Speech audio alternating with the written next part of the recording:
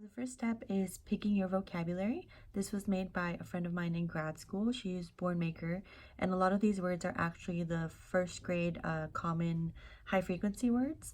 So they're actually a really great set, and I will include it in the blog. She also made this, which is just kind of a layout of where all the words are going to go. And so you need to print out one of these, and you'll need to print out 2 copies of this entire PDF. One of the copies is going to be, of course, laminated, and then we're going to hot glue it to the piece of felt, the entire page. And then another set of the copies that are laminated, you're going to cut out into actual icons, and you'll add Velcro to that. Another thing when picking vocabulary, if you have a lot of users that are using, for example, this app called LAMP, Words for Life, then this is what you should make as your core board. And you can do this by either going to Kinko's or FedEx. I know a lot of SLPs that go to like Office Depot, and they make this be a large poster board. You can do that, or if you have a lot of touch chat users, which I do, you can also, blow this up and make it into a poster. The reason I didn't do that, even though I have a lot of users that use touch chat, is because a lot of the vocabulary on this core word that I already have is pretty similar. So you have the pronouns, which are in yellow on the left, and then all the verbs are in the middle, and some of the descriptive words are here. What I am going to do though is move, like for example, the more icon to this side and just switch these 2 around, because more is actually on this quadrant on touch chat, and I will show you. It's right there. What you can do is, of course, go to the head honcho of AAC, Practical AAC. She has a ton of already made communication boards, and you can just print those out. I think she has another post about all these different boards with different types of symbols and locations and things like that. So that's also worth checking out. So I just laminated all of my vocabulary using our school's ginormous laminator.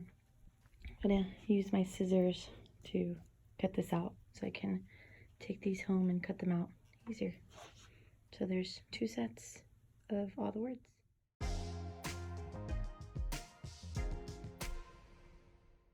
So now I have 2 different cutouts for each set of words, and so one of these will be cut out into squares and put Velcro on top, and the other one will be glued down to the piece of felt. So this technically will be cut to go over this. So now that I cut out all the icons, I'm going to take the other set of icons, the larger pages, and set them on the felt board. I'm using this as a guide of where I want the vocabulary to go, and so I'm first going to set it on, and then I'll glue it down.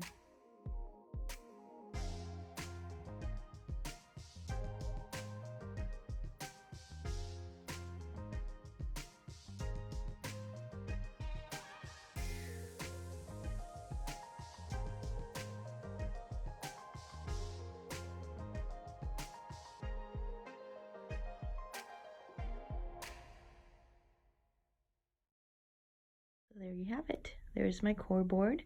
I glued down a piece of felt with hot glue, and that is where the sentences will go as you're creating them. I also glued down another strip for all my fringe words, and the Velcro looks like this. I found this actually cheaper at the store where I bought the piece of felt, so at your local Michael's or any craft store. This was like $7, but unfortunately I had already bought it online. On Amazon it was $15, so always check your store first.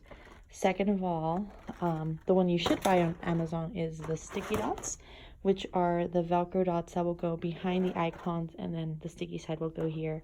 And so these were worth it on Amazon. They were $13, so buy those on Amazon.